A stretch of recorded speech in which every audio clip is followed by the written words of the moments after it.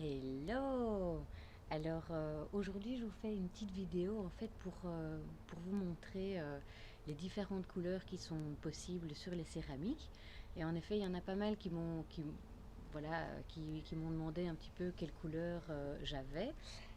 Alors la première chose en fait que je voudrais vous montrer, c'est que je tourne plusieurs couleurs de terre, mais en ce moment je tourne principalement deux couleurs de terre. Donc ici de la blanche, c'est de la terre qui vient de chez Ins, donc ici en Belgique, et ça c'est de la terre grise qui vient d'Allemagne. Donc voilà, comme ça me permet d'avoir vraiment deux couleurs de terre différentes. Donc comme je le dis, j'en ai d'autres, j'en ai une rouge aussi, j'en ai une beaucoup plus noire, et puis j'ai de la porcelaine. Mais voilà, déjà avec ces deux couleurs-ci, blanc et gris, ça me permet d'avoir une large gamme de céramique. Alors là-dessus, j'ai mis un émail, je ne sais pas si on le voit. Voilà, c'est un émail transparent. Donc en gros, vous avez vraiment la couleur de la terre et c'est vraiment un émail qui vient protéger la terre et qui rend votre pièce imperméable. Donc ça veut dire que vous pouvez la mettre au lave-vaisselle. Voilà. Alors ici, j'ai à chaque fois montré pour ceux qui aiment bien les couleurs un peu neutres, voilà, ben on peut tout simplement aller dans un émail transparent. L'autre couleur que j'ai, c'est un émail un peu brunâtre, comme... Ah, du coup, on ne le voit pas bien avec le soleil. Je ne sais pas si vous le voyez. Donc, il est un peu... moi, je l'appelle gris-vert. Gris-vert. Et c'est vrai que ça, c'est aussi une couleur assez naturelle. L'extérieur, ça, c'est un émail goutte. Mais donc, voilà, l'idée, c'est vraiment ici, à l'intérieur. Donc on voit, c'est un peu brun. Et alors, il y a des petites variations. Oh, je pense qu'on voit pas très très bien. Et alors, ici, à l'extérieur, j'ai fait une superposition de couleurs. Je vais la mettre ici, comme ça vous allez mieux voir. Donc on voit ici vraiment le petit liseré brun, ça c'est la couleur voilà, brun clair. Et puis par-dessus j'ai fait une superposition de couleurs, ce qui la rend un peu plus claire. Mais autrement, la couleur en soi, c'est pas l'idéal en fait, ici dehors. Donc on voit des petites variations de couleurs. Voilà, et donc ça c'est sur terre blanche. Et puis c'était ma tasse du matin. Oh, du coup, elle est sale. Il y a toujours mon café dedans. Donc ça, ici, c'est sur de la terre noire. Donc on voit cette couleur un peu brunâtre. En tout cas, ça fait des tons vraiment très naturels. Voilà. Et on voit vraiment, du coup, l'influence de la terre. Ici, par exemple, on voit là, donc ça c'est de la terre blanche, ok. Ça c'est de la terre noire. Et donc ici, le jaune, c'est vraiment un jaune soleil peps. Et ici, c'est un jaune ocre. Bon, après, il y a une tache, donc voilà, c'est pour ça qu'il est toujours chez moi. Donc ici, on voit vraiment le côté plus ocre, plus terre. Voilà. Pareil pour les oranges. Ici, on a vraiment un orange peps. Et sur la terre grise, je vais essayer de le mettre comme ça. Donc, on voit, c'est automatiquement un orange, mais il est un peu moins peps. Donc, voilà, on a toujours l'idée de l'orange. D'ailleurs, Marie, si j'ai bien compris, c'est celui-là que tu aimes bien.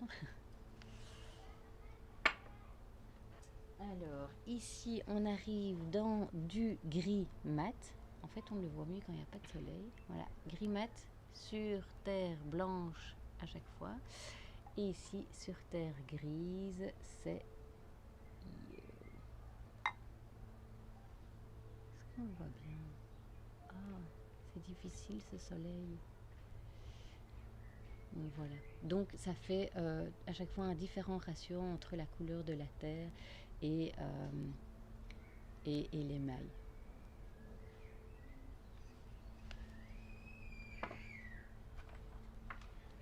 Alors ici c'est un émail, je cherche, voilà, émail blanc, blanc sur terre blanche. Donc là, désolé, c'est mon petit voisin. Voilà, donc, oh, bref. Bon, donc ça c'est du blanc sur terre blanche, et ici c'est du blanc sur... Oh, ça va vraiment pas, dis donc. On va essayer de faire comme ça. C'est le soleil qui tourne en fait, j'avais pas prévu ça. Et donc ici, ça c'est du blanc sur de la terre, grise. Donc là, on voit aussi le blanc un peu plus subtil, et donc on revient dans des couleurs un peu plus terre. Alors ici, j'arrive avec mon noir profond, et juste magnifique ce noir. Noir sur terre blanche. Et ici, c'est du noir sur terre grise. Donc très profond ce noir.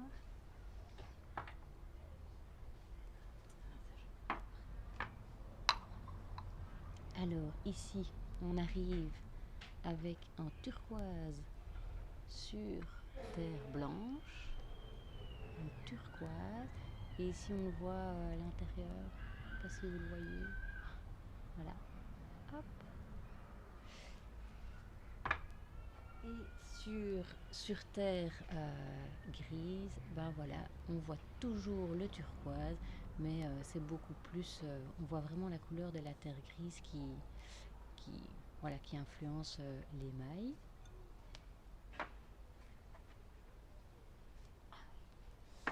Et alors là, ça c'est le nouveau mug que j'ai. Donc en fait, ça c'est une superposition du noir profond avec... J'ai envie de faire comme ça. Hop, non, ça va pas aller. Comme ça. Donc là, on voit vraiment les petits... C'est un peu moucheté, etc. Et donc ça, c'est superposition du noir avec du turquoise sur de la terre blanche. J'ai pas encore fait le test sur de la terre noire, mais à mon avis, ça doit être super beau. Donc voilà, ça c'est vraiment superposition de ces deux couleurs. C'est magique, ça donne ça. Donc comme je vous dis, c'est infini, c'est extraordinaire. Et alors ici, le dernier, c'est du rouge sur terre blanche. Et ici, du rouge un peu plus profond sur terre grise. Donc ça, c'est tous mes petits échantillons. Donc voilà, comme ça vous voyez un petit peu toutes les différentes couleurs que j'ai.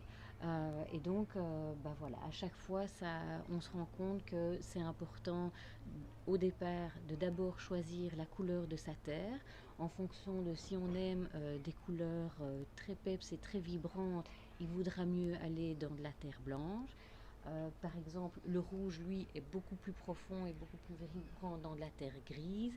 Donc voilà, c'est ça qui est aussi important quand on choisit une de ces pièces, de voir aussi un petit peu par rapport à son intérieur et par rapport bah voilà, à ce qu'on aime. Donc voilà, j'espère que vous avez aimé toutes les couleurs.